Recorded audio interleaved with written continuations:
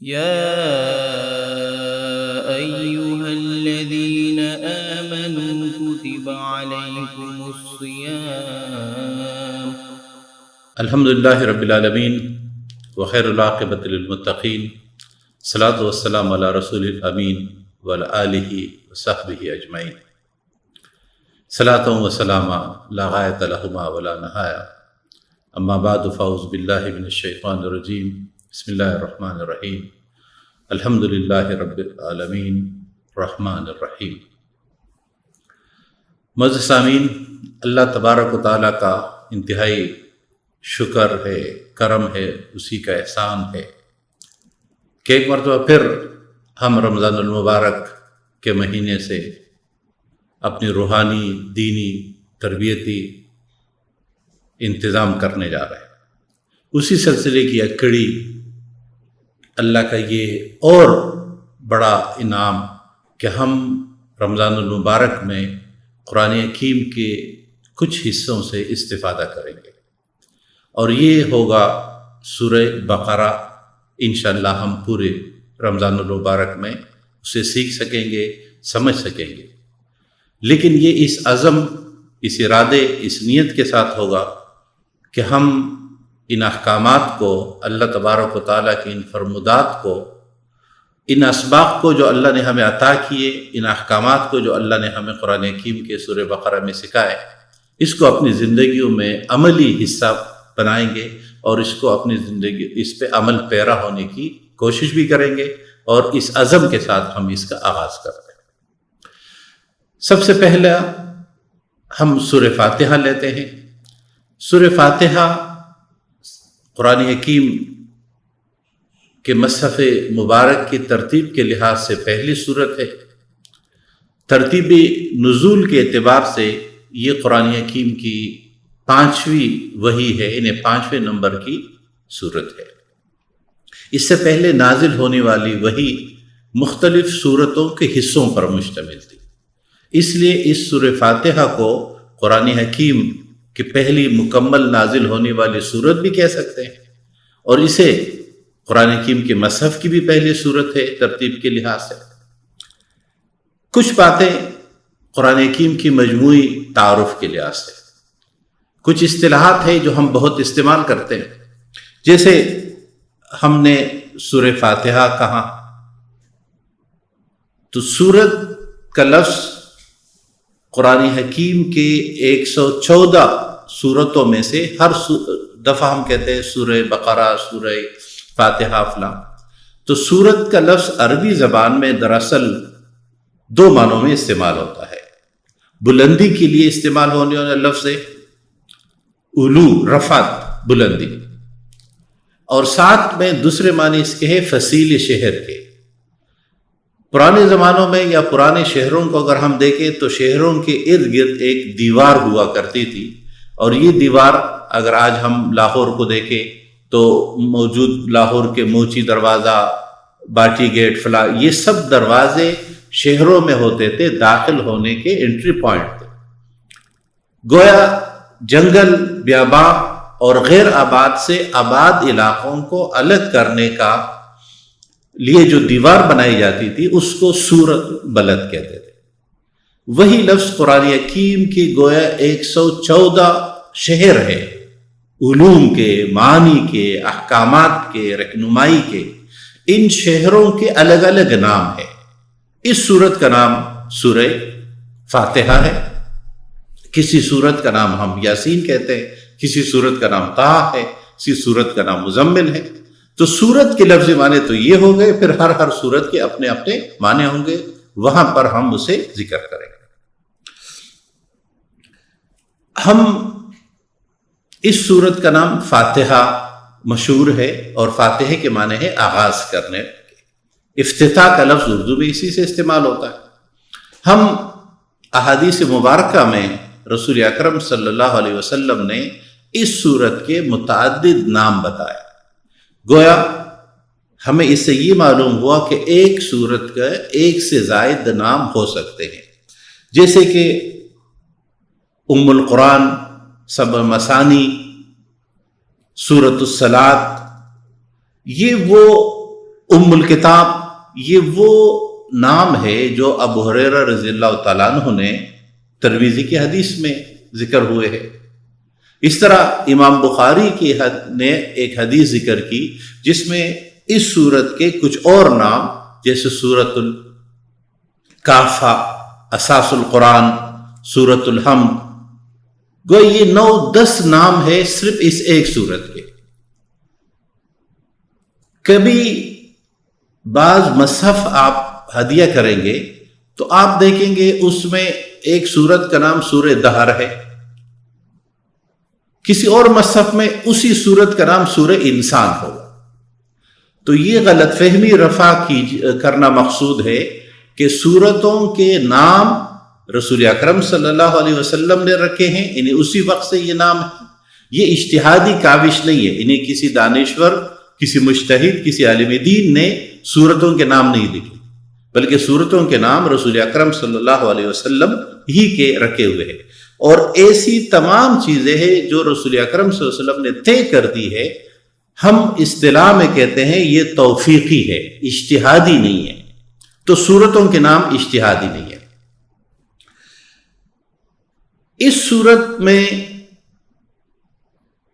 ایک رکوع ہے، یعنی یہ سورہ فاتحہ ایک رکوع پر مشتمل ہے، اور رکوعات کے بارے میں بھی یہ بات یاد رکھنی چاہیے کہ رکوعات کی قرآنی تقسیم یہ انسانی کاوش ہے، یہ توفیقی نہیں ہے، یعنی یہ رسول اللہ صلی اللہ علیہ وسلم نے نہیں کی یا اس کا اللہ تبارک و تعالیٰ نے حکم نہیں دیا، بلکہ یہ دراصل قرآن حکیم کو آسانی سے پڑھنے کے، تلاوت کی آسانی کے لیے ہے۔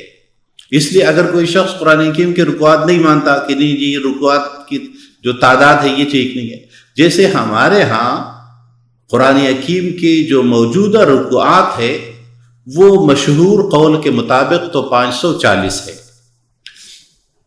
اور یہ 540 کی تعداد کا تعین ابتدائی دور میں شاید کسی قاری صاحب نے تراویح کی 20 رکعت میں ہر رکعت میں کتنا قرآن حکیم پڑھا جائے کہ 27 تک ختم ہو سکے، تکمیل قرآن ہو سکے۔ لیکن ایک اور عدد بھی موجود ہے اور وہ ہے 558 کا رکوعات کا۔ تو گویا 2 طرح کے رکوعات کی تقسیم موجود ہے، اور مقصود دونوں میں تلاوت کی سہولت ہے تراویح کی ہر رکعت میں، کہ ہم 27 کے یا 29 میں کسی رات طاق رات میں تکمیل قرآن حکیم کی سعادت حاصل کرتے۔ لیکن بعض مصحف قرآنی آپ کو ایسے بھی مل سکتے ہیں جس میں یہ رکوعات یعنی جو عین لکھا ہوتا ہے 1 2 3 4 وہ نہیں ہو، تو اس سے قرآن حکیم کے متن پہ کوئی فرق نہیں پڑے گا۔ الحمدللہ اللہ کا احسان ہے کہ متن قرآنی ہمارے پاس ایک ہی ہے۔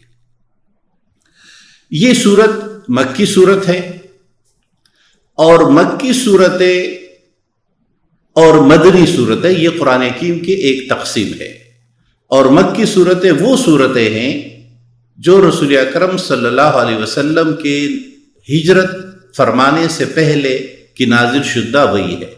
آپ صلی اللہ علیہ وسلم کے ہجرت کے بعد جو وحی نازل ہوئی، اصطلاح میں ہم انہیں مدنی صورتیں کہتے ہیں۔ آج ہم سورہ فاتحہ اس لیے لے رہے کہ یہ مکی صورتوں کی نمائندگی کر لیں، اور اس کے بعد ہم سورہ بقرہ لیں گے جو کہ مدنی صورت ہے اور مدنی صورتوں میں پہلی صورت ہے۔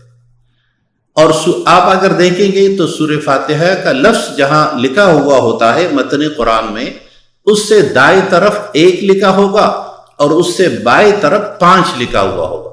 تو دائیں طرف جو عدد ہوتا ہے وہ ترتیب مصحف کا عدد ہوتا ہے، بائیں طرف جو عدد لکھا ہوتا ہے وہ ترتیب نزول کا ہوتا ہے۔ جیسے سورہ بقرہ کے دائیں طرف 2 لکھی ہوئی ہوگی کہ مصحف قرآنی کی ترتیب کے لحاظ سے یہ نمبر 2 سورت ہے، اور سورہ فاتحہ نمبر 1 ہے، سورہ آل عمران نمبر 3 ہے۔ لیکن سورہ بقرہ کے بائیں طرف لکھا ہوگا 87 اور یہ پہلی مدنی صورت ہے۔ تو گویا بات یاد رکھنا آسان ہو گئی کہ مکی صورتیں کل 86 ہے، 86، اور پہلی مدنی صورت سورہ بقرہ ہے جو کہ 87 نمبر کی سورت ہے۔ قرآن حکیم کے اس سورہ فاتحہ کی آیات 7 ہے، اور جیسے کہ حدیث مبارکہ میں 7 مثانی بھی کہا گیا۔ الفاظ کے لحاظ سے سورہ فاتحہ کے الفاظ 25 ہے اور حروف سورہ فاتحہ کے 123 ہے۔ یہ بات بتانے کا مقصد اتنا ہے کہ ہمیں اندازہ ہو کہ قرآن حکیم کی خدمت مسلمانوں نے کس کس نوعیت کے کیے۔ آپ کو فہرست مل سکتی ہے کہ قرآن حکیم میں زبر کتنی تعداد میں آیا ہے، زیر کتنی تعداد میں آیا ہے، پیش کتنی تعداد میں ہے، حروف کتنے ہیں، اور یہ گننے کا عمل ایک محنت کے طور پر، یعنی شماریات کا علم، فہرست سازی کا علم تو دنیا نے اسی سے سیکھا ہے کہ ہم جب کسی متن کو محفوظ رکھنا چاہتے ہیں تو اس کے مختلف طریقے ہوتے ہیں، جن میں سے ایک طریقہ یہ ہے کہ ہم اس متن کے ہر صفحے کے میں موجود الفاظ اور حروف کی تعداد ہمیں معلوم ہو، تاکہ الفاظ اور حروف کی تعداد میں کوئی کمی بیشی نہ ہو۔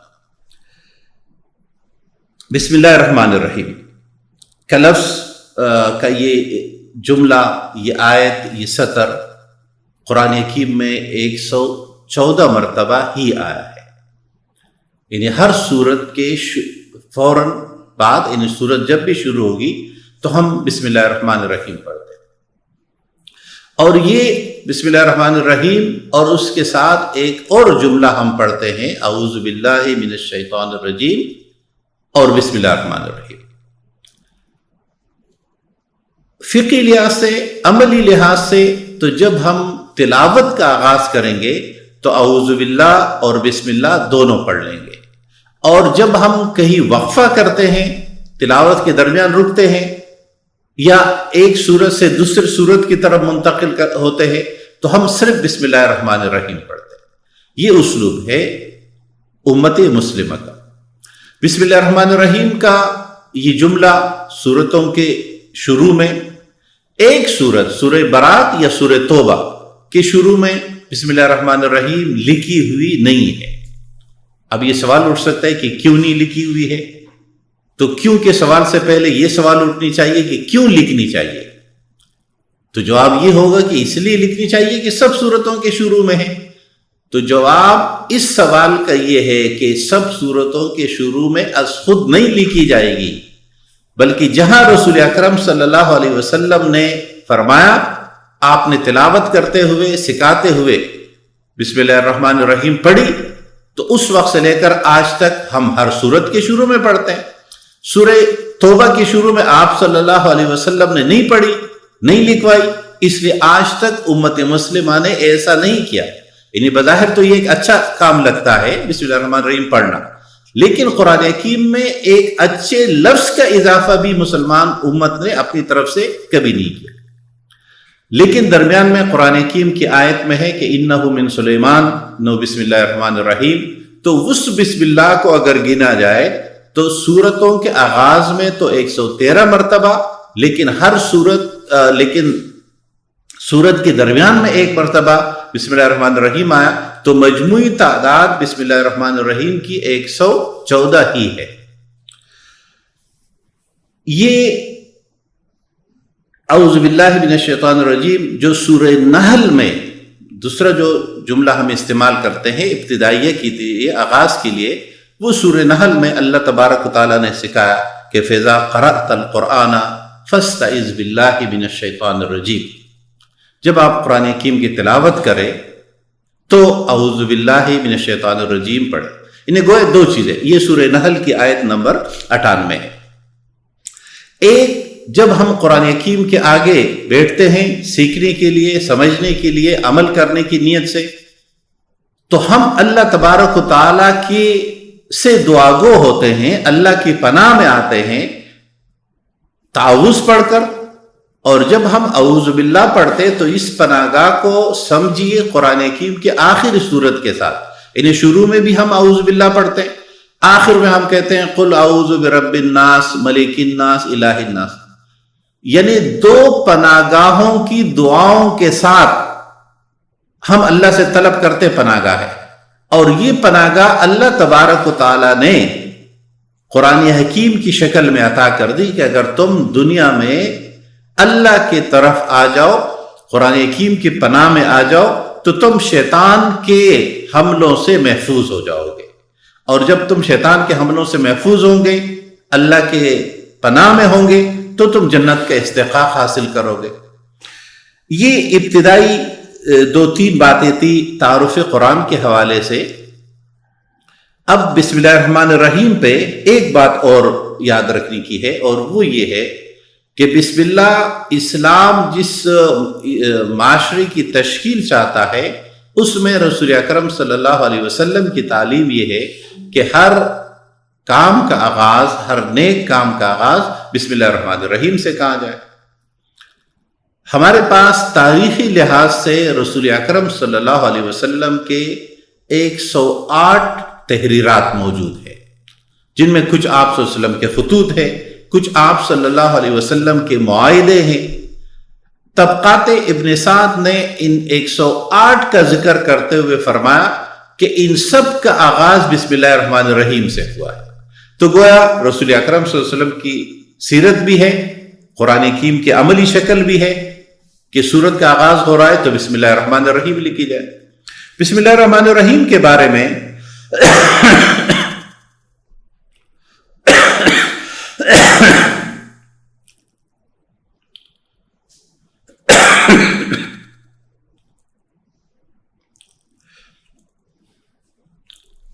بسم اللہ الرحمن الرحیم کے بارے میں ایک فقہی مسئلہ بھی ہے، اور وہ یہ ہے کہ جب ہم نماز پڑھیں گے تو کیا ہم جہاں بسم اللہ الرحمن الرحیم پڑھنی ہے وہ بلند آواز سے پڑھیں گے یا وہ آہستہ پڑھیں گے؟ امام ابو حنیفہ رحمۃ اللہ علیہ کی رائے یہ ہے کہ بسم اللہ الرحمن الرحیم کسی سورت کا جز نہیں ہے، بلکہ 2 سورتوں کے درمیان فرق کے لیے، فاصلے کے لیے، کہ یہ الگ ایک سورت ختم ہو گئی دوسری سورت شروع ہو گئی، اس کے لیے اللہ تبارک و تعالیٰ نے بسم اللہ الرحمن الرحیم ذکر فرمایا۔ لہذا ان کی تحقیق یہ ہے کہ بسم اللہ الرحمن الرحیم بلند آواز سے نماز کے اندر نہیں پڑھی جائے گی، لیکن اس کا یہ مطلب نہیں ہے کہ بسم اللہ الرحمن الرحیم نہیں پڑھی جائے گی۔ بسم اللہ الرحمن الرحیم کے قرآن حکیم کے حصے ہونے پر اتفاق ہے۔ ہمارے جو حفاظ قراء نماز کے اندر، خصوصاً تراویح کے اندر، بسم اللہ الرحمن الرحیم بالکل نہیں پڑھتے، تو یہ ایک غلط عمل ہے۔ بسم اللہ الرحمن الرحیم پڑھنا چاہیے، چاہے تو آہستہ آواز سے پڑھے، اور دیگر فقہا کی رائے ہے کہ بسم اللہ الرحمن الرحیم سورت کا حصہ ہے، لہذا جب جب سورت کا آغاز ہوگا تو بسم اللہ الرحمن الرحیم سورت کے بقیہ آیات کی طرح بلند آواز سے پڑھی جائے گی۔ لیکن اس فقہی مسئلے پر ہمیں ایک بات ہمیشہ یاد رکھنی چاہیے کہ ہمارے ہاں مسلمانوں میں فروعی مسائل میں، فقہی معاملات میں جتنے بھی آراء موجود ہے، یہ دراصل احکامات الہیہ میں اللہ اور اس کے رسول نے جو سہولتیں دی ہے، جو آپشنز دیے ہیں، وہ ہے۔ اس میں دوسری رائے، یعنی ہر مقابل رائے، ہر دوسری رائے وہ غلط نہیں ہے، وہ ناجائز نہیں ہے، بلکہ وہ ایک دوسرا آپشن ہے۔ اب انسانوں کے رجحانات، اسلوب تحقیق الگ الگ ہوتے ہیں، تو جن کا رجحان جس طرف ہے، میں اس کے لیے ایک فارمولہ آپ کو ذکر کر لوں کہ ان تمام معاملات میں آپ کسی سے الجھے بغیر، آپ کا اپنا جو فیملی بیک گراؤنڈ چل رہا ہے، جس پہ آپ چل رہے، اسی پہ چلتے رہیے۔ تمام امت مسلمہ نیکی پر ہے، دین پر ہے، اور یہ سب کے سب انشاءاللہ جنت کی طرف جانے والے راستے اور کاوشیں ہیں، محنتیں ہیں جو ہم سب کرتے ہیں۔ آئیے اس سورت کا متن دیکھتے ہیں۔ اللہ تبارک و تعالیٰ نے فرمایا، الحمدللہ رب العالمین۔ قرآن حکیم کی سب سے پہلی آیت، میں اور آپ جب بھی تلاوت کرتے ہیں، سورہ فاتحہ پہلی سورت ہے تو یہ آیت پہلی آیت، اور اس پہلی آیت کا پہلا لفظ ہے الحمد۔ ہم عام طور پر اپنی گفتگو میں یہ کہتے ہیں کہ میری پہلی بات یہ ہے، یا ہم کہتے ہیں پہلی بات یہ ہے، یہ جو پہلی بات کا، یا جب ہم نمبرنگ دیتے ہیں اور کسی کو فرسٹ نمبر پہ رکھتے ہیں، اس کی ایک اہمیت ہوتی ہے۔ انہیں کوئی 78,000 سے زیادہ کے الفاظ میں سے قرآنی الفاظ میں سے اللہ تبارک و تعالیٰ نے جس لفظ کو قرآن حکیم کے متن کا پہلا لفظ بنانے کا فیصلہ کیا، اور یہ شرف آیا الحمد کے لفظ کے لیے، تو اس کی کوئی معنویت ہے۔ اس معنویت کو پہلے اس کا ترجمہ سمجھ لیں۔ بالعموم ہم ترجمہ کرتے ہیں الحمدللہ رب العالمین، تمام تعریفیں اللہ رب العالمین کے لیے، یا سب تعریفیں اللہ رب العالمین کے لیے۔ یہ ترجمہ عربی ادب کے لحاظ سے الف لام ہم پہ آنے کی وجہ سے یہ استغراق کا ترجمہ ہے۔ جو لوگ ہمارے اردو ادب یا اردو گرامر سے واقف ہے تو یہ معاملہ اردو ادب کا بھی ہے اور عربی ادب کا بھی ہے کہ جب ہم تخصیص پیدا کرتے ہیں تو عربی میں اس کے لیے ال کا لفظ استعمال ہوتا ہے، انگریزی میں د کا لفظ استعمال ہوتا ہے، لیکن یہ تخصیص عربی میں ال کے ساتھ 4 معنوں میں آتا ہے، یا 4 طرح سے آتا ہے۔ جیسے ہم کبھی کہتے ہیں یہ الف لام جنس کے لیے ہے، یہ الف لام استغراق کے لیے ہے، یہ الف لام عہد ذہنی کے لیے ہے، یہ الف لام عہد خارجی کے لیے ہے۔ یہاں الحمد پہ جو الف لام ہے، جب ہم ترجمے میں تمام کا لفظ استعمال کرتے ہیں نا، تمام تعریفیں، سب تعریفیں اللہ رب العالمین کے لیے، تو یہ استغراق کا معنی ہے۔ لیکن جب ہم ترجمہ کرتے ہیں تعریف اللہ ہی کے لیے، یعنی اس میں ہم یہ تعریف کا لفظ یا تعریف کا لفظ جمع یا اس کے ساتھ کوئی تمام اور سب کا لفظ نہیں لگاتے، تو یہ بھی تخصیص کے لیے، لیکن یہ معنی ہے جنس کا۔ آپ اردو کی تمام ترجمے دیکھ لیجئے، اور تفہیم القرآن مولانا مودودی رحمۃ اللہ علیہ کا ترجمہ دیکھیے تو مولانا مودودی رحمہ اللہ نے اس کا ترجمہ کیا ہے تعریف اللہ ہی کے لیے۔ بقیہ تمام مترجمین کا ترجمہ ہے تمام تعریف اللہ کے لیے، سب تعریف اللہ کے لیے۔ دونوں میں بس فرق یہ ہے کہ بقیہ مفسرین نے استغراق کا کہ تعریف ہے تو اللہ ہی کے لیے، جو جب جہاں جتنی اور جیسی تعریف کرے گا، چاہے وہ کسی پھول کی رعنائیت کو بیان کر رہا ہو، کسی ابشار کی آواز کی صوت کو اور خوبصورتی اور بلندی کو بیان کر رہا ہو، یا کسی صحرا کے 14ویں کی رات کی سکون کو بیان کر رہا ہو، یا کسی انسان کے لب و رخسار کی خوبصورتی بیان کر رہا ہو، تو تب بھی یہ تعریف اللہ ہی کے لیے۔ لیکن بس فرق یہ ہے کہ استغراق میں ہر فرد کو ملحوظ خاطر رکھتے ہوئے تخصیص کیا جاتا ہے اللہ کے لیے، لیکن جب ہم جنس کا ترجمہ کرتے ہیں تو عربی ادب میں اور اردو ادب میں اختصاص، یعنی کسی اور کی تعریف ہو ہی نہیں سکتی۔ یعنی جب ہم کہتے ہیں الف لام جنس کے لیے ہے تو اس کا ترجمہ ہوگا کہ لا حمد الا للہ، اللہ کے علاوہ کسی کی حمد ہو ہی نہیں سکتی۔ اور جب ہم استغراق کا ترجمہ کرتے تو اس کا مطلب ہوگا کہ حمد جتنی بھی ہے وہ ہے تو صحیح، لیکن بالآخر وہ ہے اللہ کے لیے، اس لیے کہ جس شخص میں جو بھی کمال ہے، جس جگہ میں جو بھی کمال ہے، وہ اللہ کی عطا کردہ ہے۔ الحمدللہ پر ایک بات اور کرتے ہیں کہ اس کو پہلا لفظ بنایا تو اس کی ایک معنویت یہ ہے کہ ہم سب رسول اکرم صلی اللہ علیہ وسلم کے لیے اذان کے بعد دعا مانگتے ہیں مقام محمود کے، وَابْعَثْهُ مَقَامًا مَحْمُودًا۔ یہ مقام محمود اب 3 جگہ یاد رکھیے۔ قرآن حکیم کے پہلی جگہ مقام پر الحمد کا تقاضا ہم سب، ہر مومن، ہر مسلمان سے کہ تعریف اللہ کے لیے کرنی ہے ہر وقت اور ہر جگہ۔ اور رسول اکرم صلی اللہ علیہ وسلم کے لیے جب ہم دعا کرتے ہیں تو وکٹری سٹینڈ پر ان کے جس مقام کے لیے ہم دعا گو ہے وہ ہے حمد۔ قیامت کے دن رسول اکرم صلی اللہ علیہ وسلم نے فرمایا کہ امتیں جب انبیاء کی طرف رجوع کرے گی کہ آپ اللہ تبارک و تعالیٰ سے درخواست کریں کہ معاملہ حساب کتاب شروع ہو، تو تمام انبیاء سے ہوتے ہوئے یہ بات رسول اکرم صلی اللہ علیہ وسلم کے پاس آئے گی، اور رسول اکرم صلی اللہ علیہ وسلم سفارش کرتے ہوئے اللہ تبارک و تعالیٰ کے آگے سجدہ ریز ہو کر حمد کریں گے۔ رسول اللہ علیہ وسلم نے فرمایا میں اللہ کی ایسی حمد بیان کروں گا جو اس سے پہلے مجھے بھی نہیں آتی ہوگی۔ اس حمد کے بعد اللہ تبارک و تعالیٰ فرمائیں گے ارفع راسک یا محمد، اے محمد صلی اللہ علیہ وسلم سر اٹھائیے اور مانگیے، جو آپ مانگیں گے وہ آپ کو عطا کر دی جائے گی، آپ کو مل جائے گی۔ تو اب 3 مقامات کو ملا لیجئے۔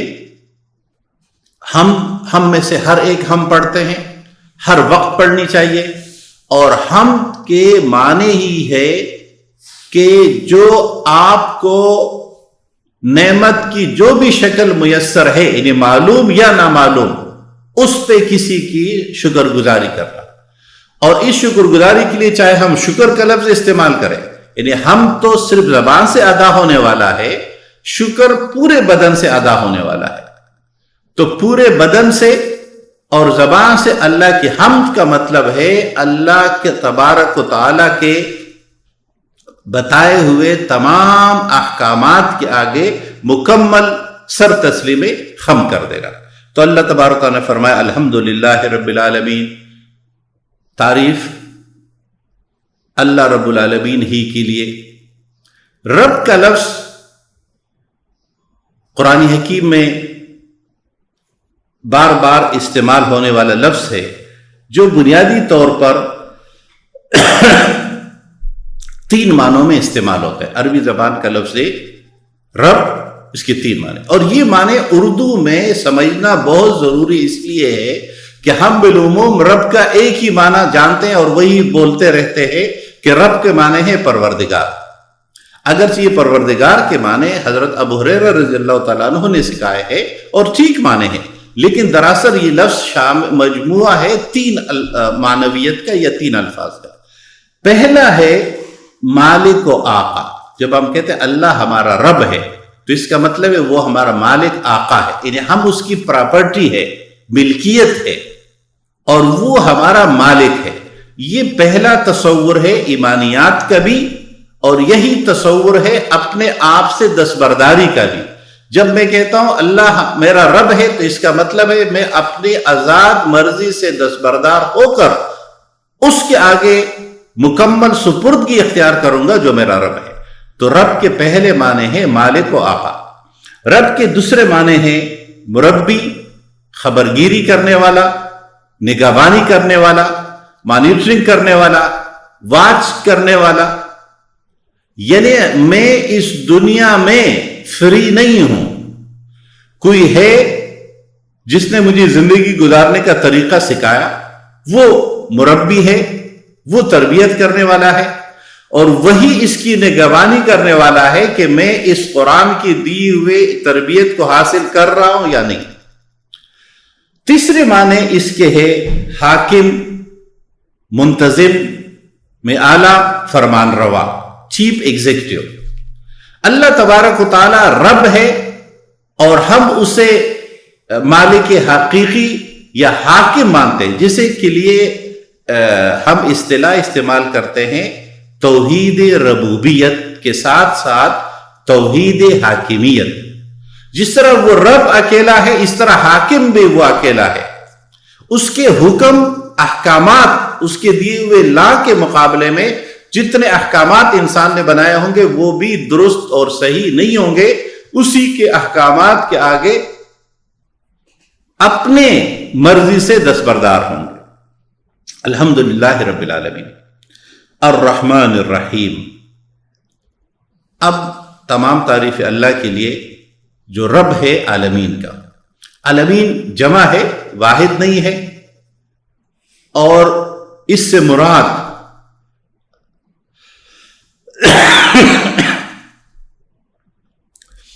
عالمین سے مراد ہے اللہ کے علاوہ کائنات میں جو کچھ ہے وہ سب اللہ کا پیدا کردہ ہے۔ اللہ کے ذات کا کوئی خالق نہیں ہے، کوئی مالک، اللہ خود خالق اور مالک رازق ہے، تو ہر وہ چیز جس کی ابتدا اور انتہا ہو وہ عالم ہے، اور اللہ کے علاوہ اس کائنات میں جو کچھ ہے یا جو کچھ ہمیں معلوم ہوتا رہے گا وہ سب عالم ہے۔ ان سب عالمین کا رب اللہ ہے جس کی ہم حمد کرتے ہیں۔ اب سوال پیدا ہو رہا تھا کہ اگر ہم سب حمد کرتے ہیں تو اس کے نتیجے میں ہوگا کیا، ہمیں کیا ملے گا؟ تو فرمایا الرحمن الرحیم، وہ ذات انتہائی زیادہ رحم کرنے والا اور بے حد مہربان ہے، اس کی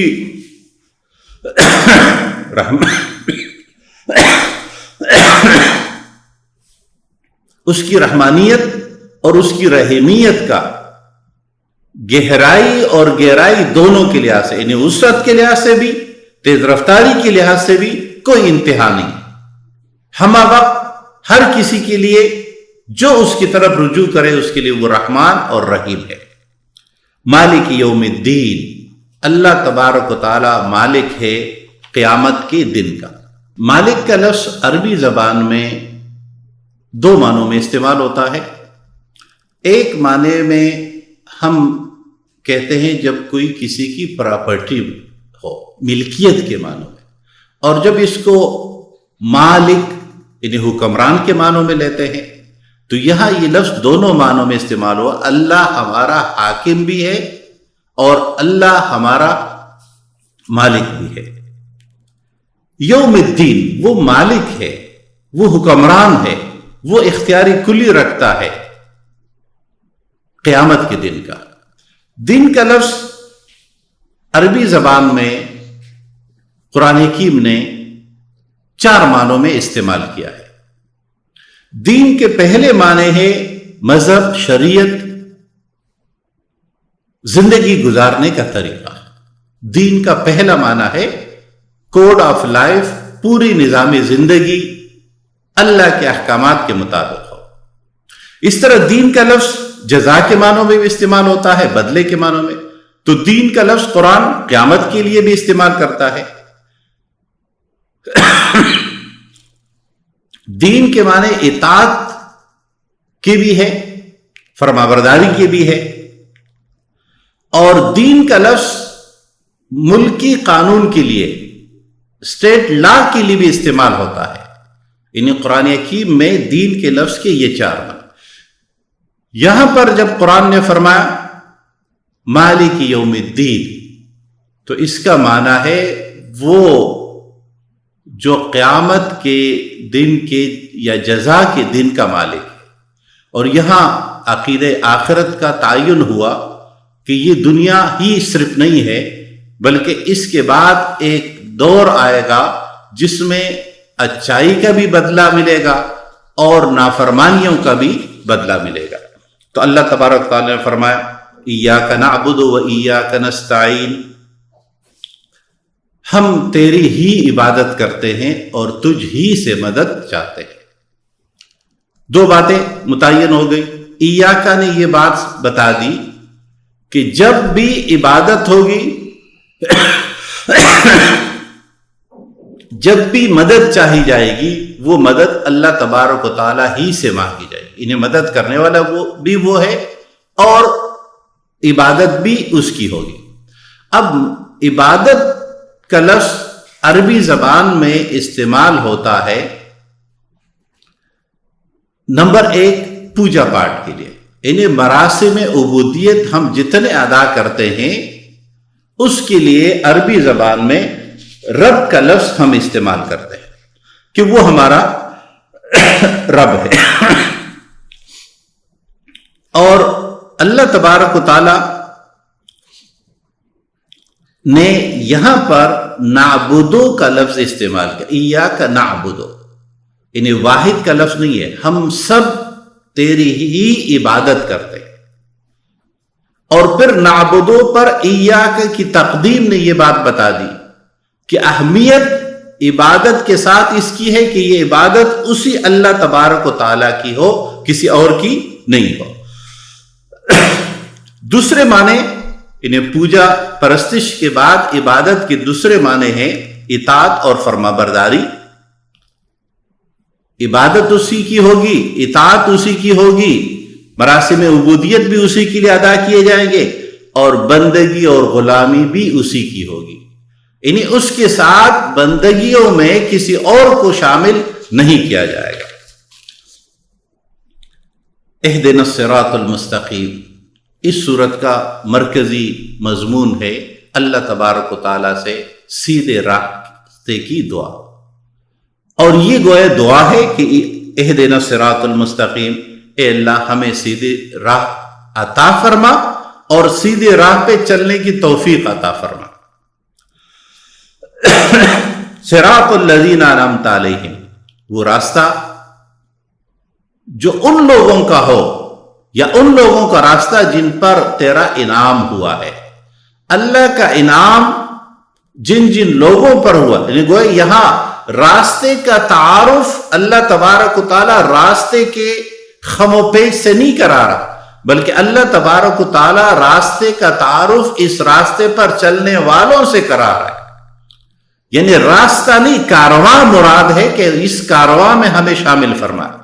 یہ کارواں کن لوگوں کا ہے؟ یہ انبیاء کا ہے، یہ صدیقین کا ہے، یہ شہداء کا ہے، یہ ان نیک لوگوں کے نقش قدم پر چلنے کا ہے.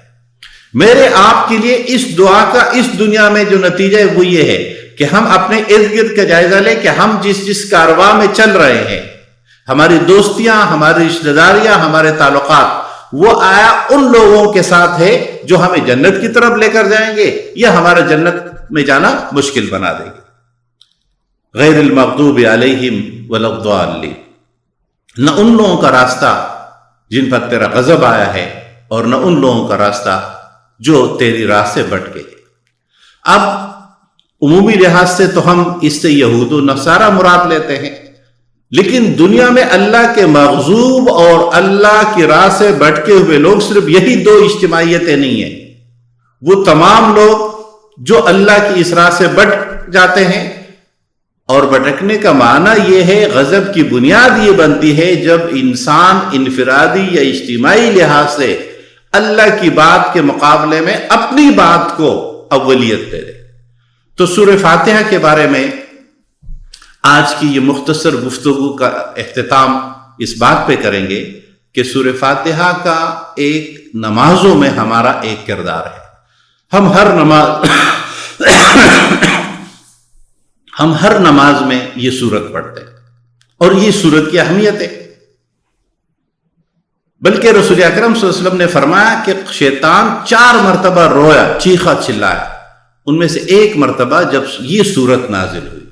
تو ان دو اہمیتوں کے بعد فقہی مسئلہ یہ ہے کہ جب ہم باجماعت نماز پڑھتے ہیں تو سورہ فاتحہ امام اور مقتدی دونوں پڑھیں گے یا یہ صرف امام پڑھے گا.